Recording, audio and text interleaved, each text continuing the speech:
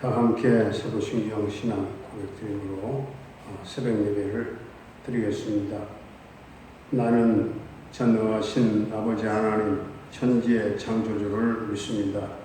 나는 그의 유일하신 아들 우리 주 예수 그리스도를 믿습니다. 그는 성령으로 잉태되어 동정녀 마리아에게서 나시고 본디오 빌라도에게 고난을 받아 십자가에 못 박혀 죽으시고 장사된 지 사흘 만에 죽은 자 가운데서 다시 살아나셨으며 하늘에 오르시어 전능하신 아버지 하나님 우편에 앉아 계시다가 거기로부터 살아있는 자와 죽은 자를 심판하러 오십니다. 나는 성령을 믿으며 거룩한 공교회와 성도의 교제와 죄를 용서받는 것과 몸의 부활과 영생을 믿습니다. 아멘. 찬송가 315장입니다. 315장.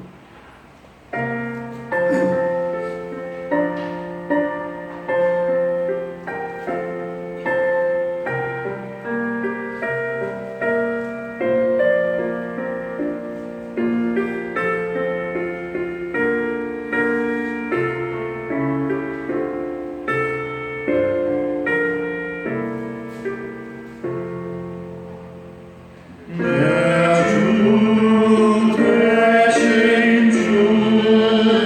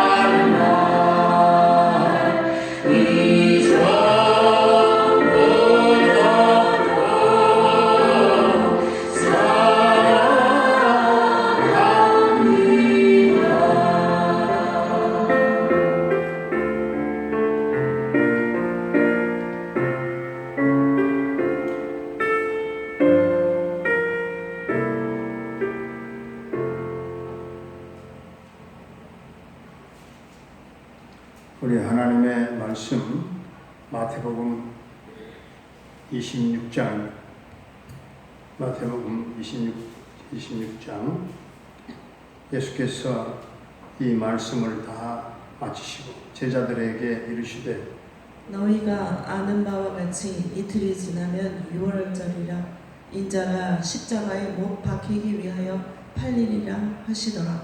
그때에 대제사장들과 백성의 장로들이 가야바라 하는 대제사장의 관정에 모여 예수를 흉계로 잡아 죽이려고 의논하되 말하기를 밀란이 날까 하노니 명절에는 하지 말자 하더라. 예수께서 배단이 나병 환자 시몬의 집에 계실 때에 한 여자가 매우 귀한 향유 한 옥합을 가지고 나와서 식사하시는 예수의 머리에 부으니 제자들이 보고 분개하여 이르되 무슨 의도로 이것을 허비하느냐. 이것을 비싼 값에 팔아 가난한 자들에게 줄 수 있었게도다 하거늘 예수께서 아시고 그들에게 이르시되 너희가 어찌하여 이 여자를 괴롭게 하느냐. 그가 내게 좋은 일을 하였느니라. 가난한 자들은 항상 너희와 함께 있거니와 나는 항상 함께 있지 아니하리라. 이 여자가 내 몸에 이 향유를 부은 것은 내 장례를 위하여 함이니라.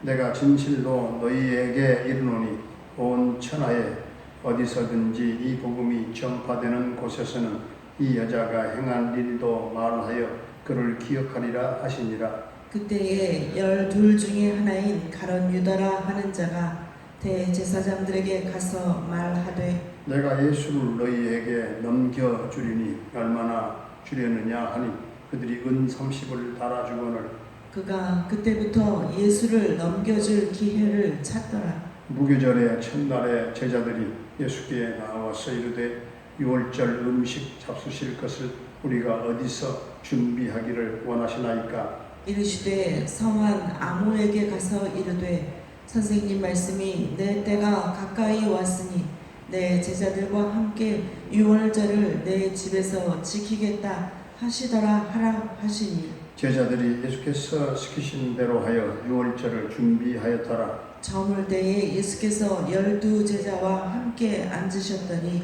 그들이 먹을 때에 이르시되 내가 진실로 너희에게 이르노니 너희 중에 한 사람이 나를 팔리라 하시니 그들이 몹시 근심하여 각각 여짜오되 주여 나는 아니지요. 대답하여 이르시되 나와 함께 그릇에 손을 넣는 그가 나를 팔리라. 인자는 자기에 대하여 기록된 대로 가거니와 인자를 파는 그 사람에게는 화가 있으리로다.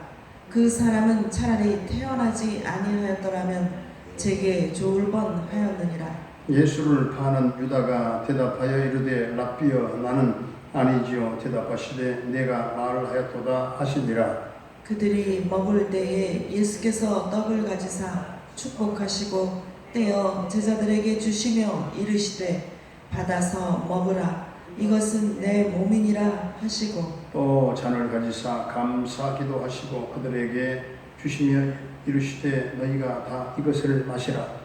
이것은 죄사함을 얻게 하려고 많은 사람을 위하여 흘리는 바 나의 피 곧 언약의 피니라.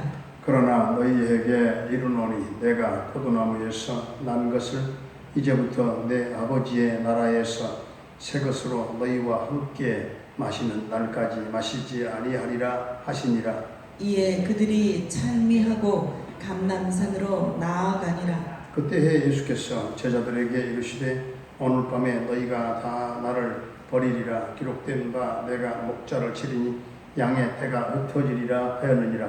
그러나 내가 살아난 후에 너희보다 먼저 갈릴리로 가리라. 베드로가 대답하여 이르되 모두 주를 버릴지라도 나는 결코 버리지 않겠나이다. 예수께서 이르시되 내가 진실로 내게 이르노니 오늘 밤 닭 울기 전에 내가 3번 나를 부인하리라. 베드로가 이르되 내가 주와 함께 죽을지언정 주를 부인하지 않겠나이다 하고 모든 제자도 그와 같이 말하니라. 이에 예수께서 제자들과 함께 겟세마네라 하는 곳에 이르러 제자들에게 이르시되 내가 저기 가서 기도할 동안 너희는 여기 앉아 있으라 하시고 베드로와 세베대의 두 아들을 데리고 가실새 고민하고 슬퍼하사 이에 말씀하시되 내 마음이 매우 고민하여 죽게 되었으니 너희는 여기 머물러 나와 함께 깨어 있으라 하시고 조금 나아가서 얼굴을 땅에 대시고 엎드려 기도하여 이르시되 내 아버지여 만일 할만하시거든 이 잔을 내게서 지나가게 하옵소서. 그러나 나의 원대로 마시옵고 아버지의 원대로 하옵소서 하시고 제자들에게 오사 그 자는 것을 보시고 베드로에게 말씀하시되 너희가 나와 함께한 시간도 이렇게 깨어 있을 수 없더냐. 시험에 들지 않게 깨어 기도하라. 마음에는 원이로되 육신이 약하도다 하시고 다시 두 번째 나아가 기도하여 이르시되 내 아버지여 만일 내가 마시지 않고는 이 잔이 내게서 지나갈 수 없거든 아버지의 원대로 되기를 원하나이다 하시고 다시 오사 보신즉 그들이 자니 이는 그들의 눈이 피곤함일러라. 또 그들을 두시고 나아가 세 번째 같은 말씀으로 기도하신 후 이에 제자들에게 오사 이르시되 이제는 자고 쉬라. 보라 때가 가까이 왔으니 인자가 죄인의 손에 팔리느니라. 일어나라 함께 가자 보라 나는 하늘자가 가까이 왔느니라. 말씀하실 때에 12 중에 하나인 유다가 왔는데 대제사장들과 백성의 장로들에게서 파송된 큰 무리가 칼과 몽치를 가지고 그와 함께 하였더라. 예수를 파는 자가 그들에게 군무를 짜 이르되 내가 입맞추는 자가 그이니 그를 잡으라 한지라. 곧 예수께 나와 라비여 안녕하시옵니까 하고 입을 맞추니 예수께서 이르시되 친구여 내가 무엇을 하려고 왔는지 행하라 하신대 이에 그들이 나와 예수께 손을 대어 잡는지라. 예수와 함께 있던 자 중에 하나가 손을 펴 칼을 빼어 대제사장의 종을 쳐 그 귀를 떨어뜨리니 이에 예수께서 이르시되 내 칼을 도로 칼집에 꽂으라. 칼을 가지는 자는 다 칼로 망하느니라. 너는 내가 내 아버지께 구하여 지금 12군단 더 되는 천사를 보내시게 할 수 없는 줄로 아느냐. 내가 만일 그렇게 하면 이런 일이 있으리라 한 성경이 어떻게 이루어지겠느냐 하시더라. 그때에 예수께서 무리에게 말씀하시되 너희가 강도를 잡는 것 같이 칼과 몽치를 가지고 나를 잡으러 나왔느냐. 내가 날마다 성전에 앉아 가르쳤으되 너희가 나를 잡지 아니하였도다. 그러나 이렇게 된 것은 다 선지자들의 글을 이루려 함이니라 하시더라. 이에 제자들이 다 예수를 버리고 도망하니라. 예수를 잡은 자들이 그를 끌고 대제사장 가야바에게로 가니 거기 서기관과 장로들이 모여 있더라.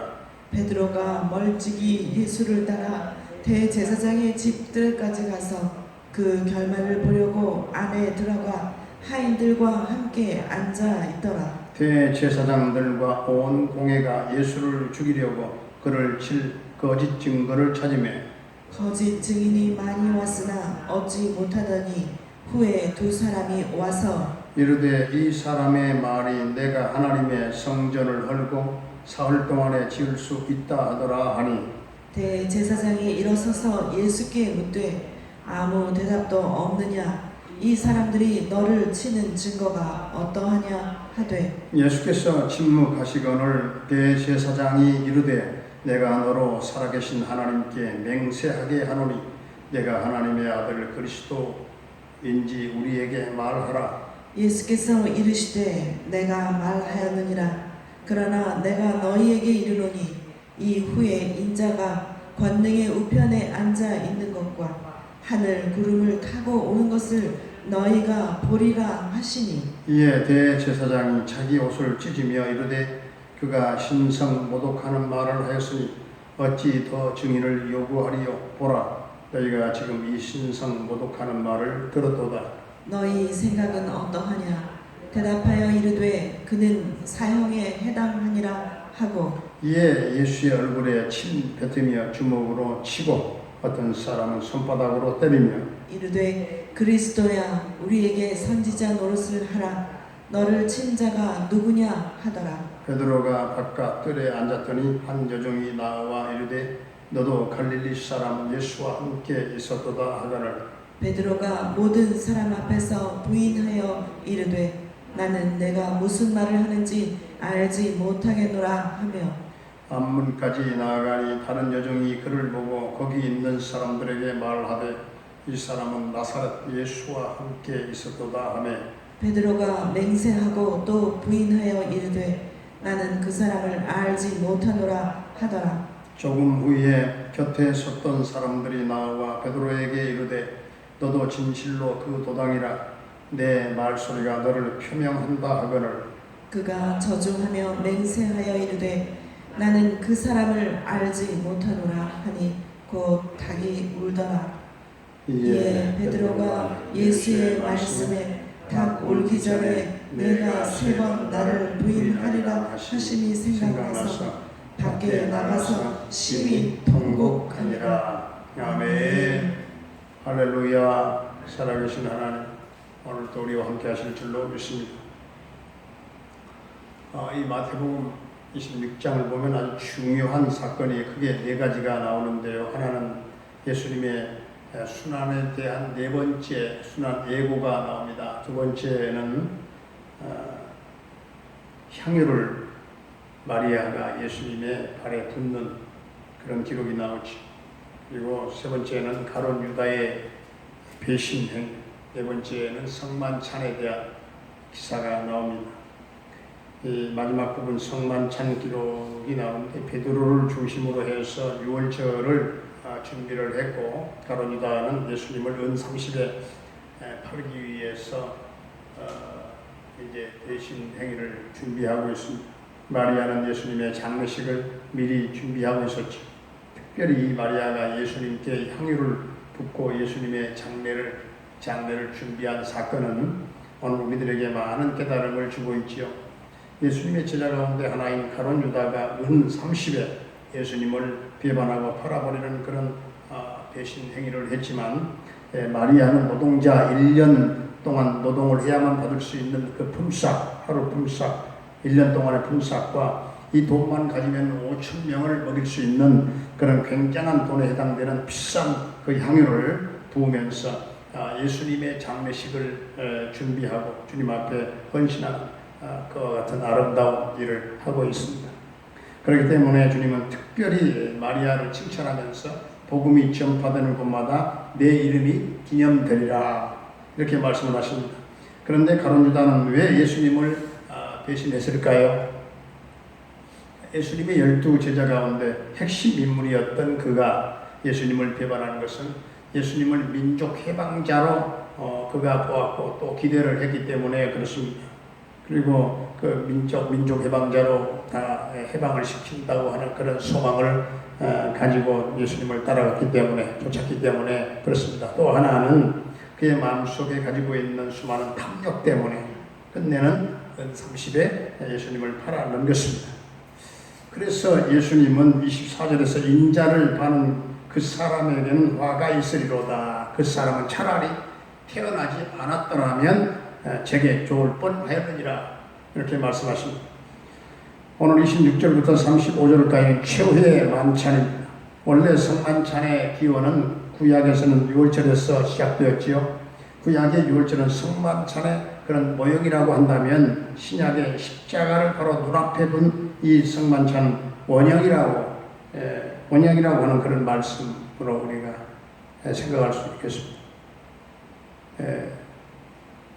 성만찬에서 예수님의 살과 피를 기념한다고 하는 것은 바로 십자가의 사건을 그 자리에서 재현하는 이 성찬의 시간 그렇기 때문에 천국 잔치의 연습이라고 할 수가 있겠습니다. 우리들이 천국에 가면 어린 양의 호리 잔치에 다 참여하게 되지요. 그래서 이 성찬식은 천국 잔치를 연습하는 것이다. 우리가 성찬식에서 우리가 기억해야 될 것은 이것은 결코 희생 제물이 아니다라고 굉장히 중요한 의미가 있습니다. 희생 제물이 아니, 희생 제물을 갖다 바치는 시간이 성찬식이 아니에요. 우리에게는 또 다른 희생 제물이 결코 필요하지 않다는 사실입니다. 예수님이 이미 십자가에 단번에 십자가를 지심으로 모든 희생 제물은 다 끝냈어요. 그래서 이 성찬 시계에는 봉헌 순서도 없어요. 헌물 순서도 없다고 말입니다. 다만 죄를 회개하며 감사하며 기도하고 믿음으로 이 성찬을 받으면 되는 거예요. 36절부터 46절까지는 겟세마네 동산에 그 기도가 나옵니다.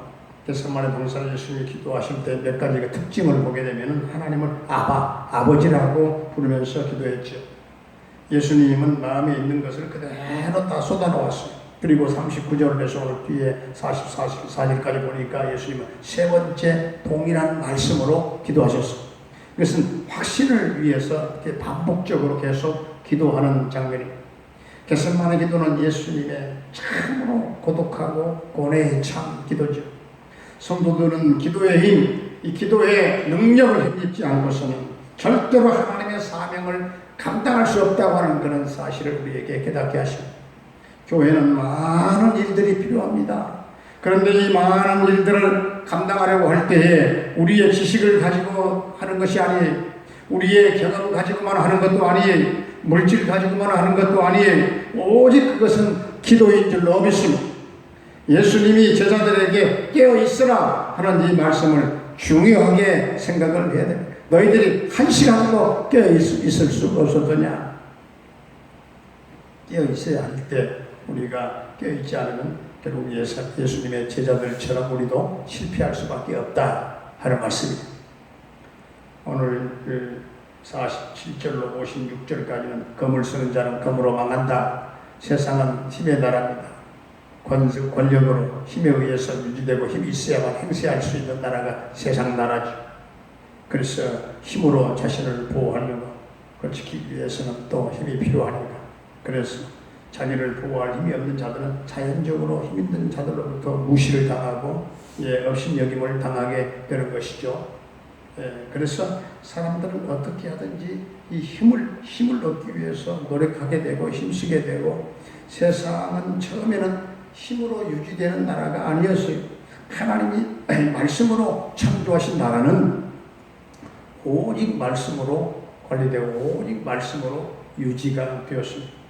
인간은 하나님의 말씀으로 창조되어진 그 상태에서 하나님의 말씀에만 순종하면서 주신 은혜로 살아가는 것이 본래 하나님이 의도하시는 법입니다.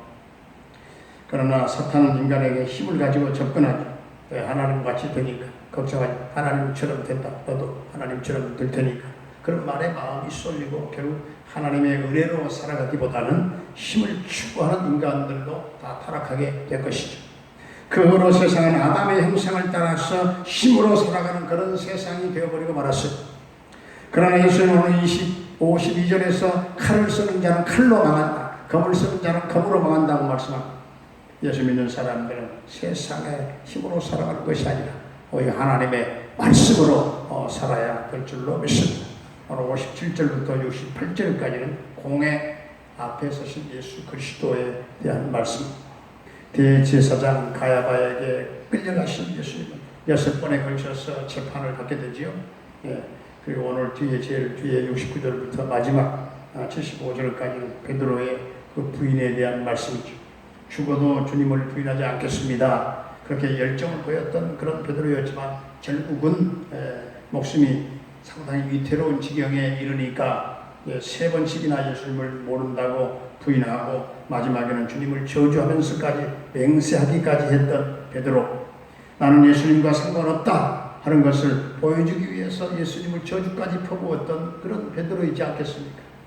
그러나 베드로가 가룟 유다와 달랐던 점은, 베드로는 자신의 그 인간됨을 알았어요.